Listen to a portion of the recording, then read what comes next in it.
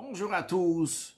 On sait qu'un chassid, c'est un allumeur de réverbère, un allumeur de neshama, un allumeur d'âme du juif. L'âme juive, elle attend qu'on va l'allumer. Et à chacun de nous d'allumer notre neshama et d'allumer les neshamas d'autres juifs. La question, elle est, comment faire? Est-ce qu'on doit attendre que l'autre vienne ou aller le voir? Et avec quelle substance aussi allumer la neshama? Aujourd'hui, voyons cela à travers une sikha que le rabbi a dit à la fête de Shavuot, Tafshin Yudzaïn, 5717, qui correspond à 1957. Cette sikha, il y a 3 étapes dans la sikha comme le rabbi l'a dit à la base. La première partie, c'est une sikha que le rabbi a dit, liée avec ceux qui sont partis en Tahaloucha, à la demande du rabbi, d'aller dans d'autres synagogues, aux 3 fêtes de Pesach, Shavuot et Sukkot. En général, donc c'est le premier jour de Shavuot, et donc le deuxième jour de Shavuot, il y a Fabrinyin avec le rabbi. Et le rabbi toujours insiste sur le fait qu'on va dire les Chaim avec ceux qui sont partis en Tahaloucha, qui sont partis dans d'autres synagogues pour répéter un mot de Chassidut, pour répéter un mot du rabbi, pour réjouir, etc. Et donc le rabbi nous dit que ce qui a été dit au Baal Shem Tov, lorsque le Baal Shem Tov est monté dans le ciel, il a demandé au Mashiach, et Matai Katimar, quand est-ce que Maître va venir? Quand est-ce que Mashiach va se dévoiler? Le Mashiach lui a répondu, lorsque tes sources, à toi, tes sources du Baal Shem Tov, les sources de la Chassidut vont se diffuser à l'extérieur. Et le rabbi nous dit, la manière de faire les choses, ce n'est pas d'attendre que ceux qui sont Chutza à l'extérieur, ils vont venir à la source. Seulement, il faut Yafutsu, il faut diffuser la source à l'extérieur, il faut sortir à l'extérieur et aller là-bas pour diffuser les sources. Et ce comportement-là, il est basé sur le comportement de Aaron à Cohen. Aaron, le frère de Moshe Rabbeinu, qui était le grand prêtre, à propos duquel il est dit qu'il était Oev Shalom, Verodev Shalom, il aimait la paix, il courait derrière la paix, Oev et Abriot, il aimait les créatures, mais Karvan la Torah, il est rapproché de la Torah. Aaron n'a pas attendu que les gens viennent chez lui. Il est parti les voir, et il est parti vers eux. Et chez qui il est parti? Même chez des briotes, chez des créatures. C'est-à-dire même certaines personnes que toute leur qualité, c'est uniquement qu'ils sont briotes, qu'ils sont des créatures de Dieu, ils n'ont rien d'autre qu'en qualité. Eh bien, chez eux aussi, Aaron, il est parti et il les a rapprochés à la Torah. Mais attention, le rabbi nous dit, Karvan la Torah, il les a rapprochés à la Torah. Il les a pris eux d'où ils sont et il les a rapprochés à la Torah. Non pas qu'il a rapproché la Torah à eux. C'est-à-dire bien qu'il avait affaire avec des briotes, des créatures qui sont assez bas, mais il n'aura pas donné la Torah à leur esprit. Il n'a pas fait de compromis dans la Torah. Il n'a pas rapproché la Torah à l'esprit des créatures. Il a rapproché les créatures à la Torah, une Torah tmima, une Torah qui est entière telle qu'elle est. Ce travail-là de Aaron, on le retrouve dans la paracha de Be'alotra. Be'alotra est un erot. Lorsque tu vas faire monter la flamme, lorsque tu vas faire monter la lampe fait référence aux âmes du peuple juif, à la neshama d'un juif, comme il est écrit, Neravaye Nishmat Adam, comme il est dit, que la lumière, la lampe de Dieu, c'est la neshama de l'homme, l'âme du juif. De manière générale, il y a 7 catégories dans le neshama du peuple juif. Et comme le Admour Azaken Rabbi Shimon Zalman, le fondateur de la Chassidut, explique dans l'Ikouté Torah que c'est cette manière de servir Dieu, ça correspond à cette catégorie d'âme du peuple juif, ce qui correspond donc aux 7 branches de la menorah. Et le travail de Aaron était allumer ces flammes et faire que la flamme va monter. Dans chaque juif, il y a cette lampe divine, mais elle est cachée. Le travail de Aaron, c'est de l'allumer et de la dévoiler de son endroit où elle est cachée. Et comme ça, Aaron a dévoilé la neshama de chaque juif. De quelle manière? Jusqu'à acheter Shalevet Olamele, jusqu'à la flamme va monter d'elle-même.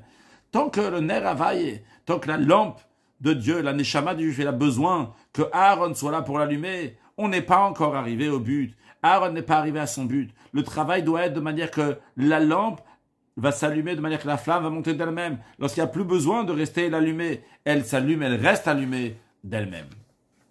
Ça, c'est la première partie de la sikha. En deuxième partie, le rabbi nous dit, lorsqu'on allume la menorah, quelle est la substance avec laquelle on allume la menorah? C'est-à-dire, la première partie de la sikha nous dit, qu'est-ce que je dois faire? Est-ce que je dois rester chez moi à la maison et attendre que les autres vont venir, ou je dois aller à l'extérieur? Je dois aller en Tahaloucha, je dois aller voir un autre juif, influencer, allumer son âme, et pas juste allumer, mais de faire que son âme va être allumée, que de manière lui-même, il va plus être dépendant de moi. C'est le premier point. Maintenant, quelle est la substance? Avec quoi on doit allumer la menorah? Alors pour cela, le rabbi nous dit que dans la menorah qui était dans le temple, il y a 3 lois. La première loi, c'est que l'allumage peut être fait même par un zar, c'est-à-dire zar, littéralement, qui veut dire étranger, quelqu'un qui n'est pas Kohen, lui aussi peut allumer la menorah, le candélabre qu'il y avait dans le temple. Deuxièmement, il y a un deuxième point, une deuxième loi, la préparation de ces lampes-là, que ce soit le nettoyage, que ce soit donc les substances qu'il y a à mettre à l'intérieur, la mèche, etc., ça doit être fait uniquement par le Kohen. Il n'y a que le Kohen qui peut le faire. Troisième point à retenir, troisième loi, où est-ce que se trouve la menorah, le candélabre? C'était dans le Heichal, dans le Beth Amikdash. Dans le Beth Amikdash, il y a plusieurs niveaux. Quand on dit plusieurs niveaux, en plus de niveau de sainteté, c'est aussi des niveaux, donc littéralement, un plus haut que l'autre. Et ça, c'était dans le Heichal. Le Heichal, c'est dans l'endroit où se trouvait donc, entre autres, la menorah, qui était au même niveau que le Kodesh HaKodashim, dans lequel se trouvait le Saint des Saints. Donc la menorah était dans le Saint, et il y a juste derrière le rideau, il y avait le Saint des Saints. Le Heichal, donc c'est l'endroit où se trouvait la menorah. On comprend donc qu'en ce qui concerne allumer les lampes spirituelles, la neshama de chaque juif, il y a aussi ces trois conditions-là. La première condition, la première loi à savoir, c'est que l'allumage peut être fait par quelqu'un d'étranger. C'est-à-dire le travail d'aller influencer un autre juif. Diffuser les sources d'Achassidut à l'extérieur, ce n'est pas uniquement pour des élites, pour des yichid, des sgoulas, des gens exceptionnels. Ça, c'est le mérite et le devoir de chaque juif. Et d'ailleurs, comme la Mishnah le dit, et la Mishnah parle à tout le peuple juif, sans exception, elle lui dit « Hevem talmidav shel Aaron », soit des élèves de Aaron. C'est-à-dire que chacun du peuple juif doit aller dans le chemin de Aaron à Cohen, de rapprocher des créatures à la Torah. C'est le rôle de chacun, c'est pas le rôle spécialement d'un rabbi, d'un chaliard du rabbi, de quelqu'un donc qui est particulier. C'est le rôle de chaque juif, sans exception, d'aller allumer la bougie, l'âme d'un autre juif. Mais il y a une deuxième condition, une deuxième loi. La préparation, le nettoyage, les substances qui étaient mises pour allumer, ça c'est uniquement le Kohen qui peut le faire. Et on a besoin de le souligner parce qu'on aurait pu penser, hey, l'essentiel c'est d'influencer un autre juif. Qu'est-ce que c'est important maintenant? Quelle est la manière, quel est le moyen, comment je vais l'influencer? Je vais lui expliquer un sujet de Torah comme moi je le comprends personnellement. Et comme ça correspond donc à sa compréhension, je vais choisir un chemin, une nouvelle voie dans le comportement de mitzvah qui va bien aller avec moi, avec lui, et comme ça je vais l'influencer. On lui dit non, attention. Ici, le nettoyage, c'est faire rentrer l'huile, la mèche, la substance avec laquelle on fait cette lampe-là. Il n'y a que le Kohen qui peut le faire. Pas chacun, il peut inventer des manières comment on va allumer ces bougies-là. Il n'y a que le Kohen qui peut le faire. C'est qui un Kohen sur le plan spirituel? C'est quelqu'un qui n'a pas de chelek v'nachala. Il n'a pas d'héritage personnel, il n'a pas de part personnelle. Havaye ou nachalato. Dieu, c'est son héritage. Comme le Rambam il écrit, que tout celui qui se donne pour Hachem, qui a décidé de se séparer, il est donc dans ce niveau-là, donc de la tribu de Lévi, d'un Kohen Gadol, Kodesh Kodashim, uniquement celui qui est séparé, donc de la matière et toute son, pas juste de la matière, la grossièreté de la matière, toute son existence, toute son essence, c'est de s'attacher à Dieu, de servir Dieu. Lui, il a la possibilité de nettoyer, de préparer les lampes de la menorah, de préparer les manières, comment éclairer les lumières, c'est-à-dire la neshama. Et uniquement, une fois que le Kohen, il a préparé l'huile et la mèche, alors à ce moment-là, chacun peut venir et l'allumer. C'est après, avec la matière qui nous a été donnée, avec la substance qui nous a été donnée, avec ça, on va prendre cette substance, cette matière-là et diffuser les sources d'Achassidut à l'extérieur. Ça, c'est le deuxième point. Le troisième point, où est-ce que se trouve la menorah? Où est-ce qu'elle est? Elle est dans le Heichal. Dans le Heichal, donc on a dit dans le Kodesh, dans le Saint, qui est juste avant le Saint des Saints. Il est écrit qu'il y a 10 niveaux de sainteté. Jusqu'au Kodesh HaKodashim, qui est le plus haut. Juste en dessous, il y a le Heichal, dans lequel il y a la menorah. Ce qui est similaire à ça. Et même les niveaux qui sont en dessous le Heichal, qui sont plus bas dans le temple ou ailleurs, ils sont aussi Kadosh, ils sont aussi saints. Mais quand même, où est-ce que doit être allumée la menorah?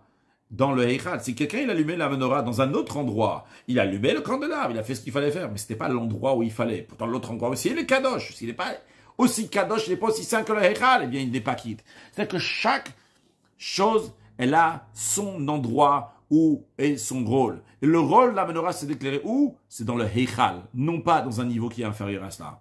Quel est l'enseignement dans le service de Dieu et dans l'idée de ce qu'on est en train de dire ici? Quelqu'un ne doit pas dire, c'est vrai, il faut allumer l'âme de chaque juif, il faut allumer l'âme qui est dans chacun de nous, la langue qui est dans chacun de nous, la langue qui est dans l'autre. Mais qui dit que je dois le faire avec une sainteté qui est si grande? Il y a tellement de juifs qu'on n'exige pas d'eux un si grand niveau. On va arriver à si haut niveau de doucha, donc pourquoi il y a besoin que moi je vais le faire un si haut niveau? Eh bien justement, là on lui dit l'enseignement, chacun il a son rôle. Le rôle qui est fait pour chacun, à son endroit et à son niveau. Et vu que telle personne a telle qualité et telle possibilité, il a la possibilité d'éclairer dans un endroit qui est saint à tel niveau, eh bien ça montre que ça c'est son rôle. Il doit éclairer la menorah à un niveau qui est tel et tel, donc de doucha de sainteté. Et s'il ne fait pas ça, ça veut dire qu'il n'a pas encore fait son rôle, parce qu'il n'a pas fait la volonté de Dieu. Quand on parle de volonté, c'est expliqué dans la chassidoute que la volonté, on ne peut pas la partager. Par exemple, lorsqu'il s'agit d'une mitzvah, si quelqu'un il va mettre une film partiellement à la place de mettre 4 parchemins, il va mettre seulement 3 parchemins. Il n'a rien fait du tout, il n'a pas fait le ratson de la volonté de Dieu. Par contre, lorsqu'il s'agit du cercle, de la compréhension, quelqu'un peut avoir compris une partie, il n'a pas tout compris, il a parti une certaine partie. Donc dans la compréhension, on peut partager ça, dire il y a tel morceau qui a été fait, l'autre morceau il n'a pas été fait, il faut encore le faire. Mais dans la volonté, où t'as fait, où t'as pas fait, on ne peut pas faire la moitié de la volonté. Si quelqu'un il n'a pas fait que la moitié ou le quart ou les 3 quarts, eh bien il n'a pas fait la volonté pas entière, il n'a pas fait la volonté, il a fait le contraire de la volonté de Dieu. Alors, de la même manière qu'il y a une différence entre une personne et une autre personne, parce que chacun il a son rôle à lui, et il n'y a pas de quoi faire une déduction de l'un pour l'autre, de la même manière aussi, le rabbi nous dit pour chaque génération. Bien que dans la génération précédente, il y avait beaucoup de personnes qui n'étudiaient pas la profondeur de la Torah, mais dans les dernières générations, c'est dévoilé la profondeur de la Torah. Eh bien, ce dévoilement-là même, c'est un enseignement que chacun doit étudier la profondeur de la Torah, et ça, c'est le rôle de notre génération.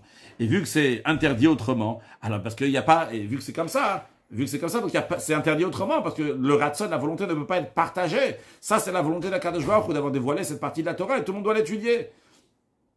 Et l'allumage de cette menorah nous apprend qu'on doit étudier la profondeur de la Torah. Et comme le rabbi a expliqué dans une sikha avant, qui n'est pas dans l'écouté sikhot, mais dans Torah Menachem, dans la Fabring de Shavuot, Tashin Yud Zayin, le rabbi a expliqué donc à propos de la flamme. Dans la flamme même, il y a la flamme qui est proche de la mèche, il y a la flamme qui est plus loin que la mèche. La flamme qui est proche de la mèche représente la partie dévoilée de la Torah qui est plus proche du concret, donc qui est plus proche de la mèche, la partie dévoilée de la Torah. Ça s'appelle là-bas le Neura Ukma, la lumière donc qui est noire, qui est plus foncée, qui est à côté de la mèche.